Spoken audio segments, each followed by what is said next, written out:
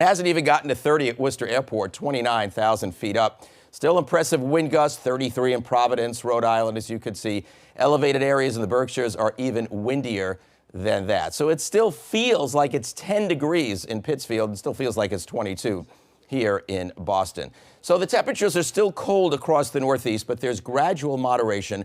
And so tomorrow will be a little bit milder than it was today and a little bit less windy. So being St. Patrick's Day, we'll appreciate that small favor. But it's still going to be a very cold night tonight. Now you see tomorrow, a couple of degrees above today's, could approach or touch 40 in one or two spots, most likely a little south and west of Boston. The next thing we're going to keep an eye on is kind of right behind our banner here. It's a little bit of rain and snow that's across portions of the Dakotas and Minnesota. So let me give you an idea what's going to happen.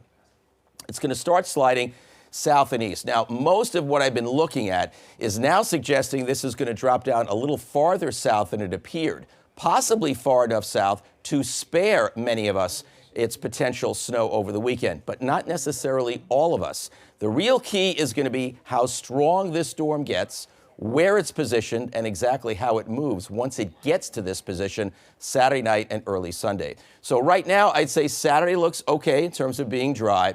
It is late Saturday night and Sunday, especially Sunday morning.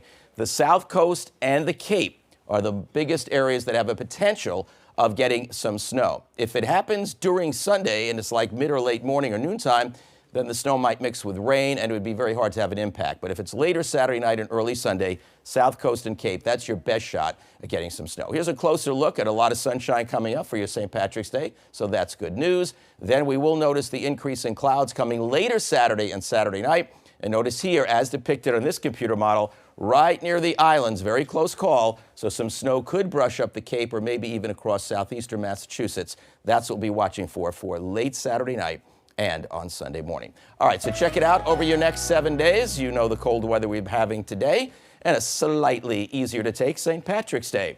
Now, Saturday, we put that snow in there, but again, that would be for late Saturday night and Sunday morning with the emphasis near the South Coast, Cape, and islands. That's how it looks like it's leaning toward right now. Then if you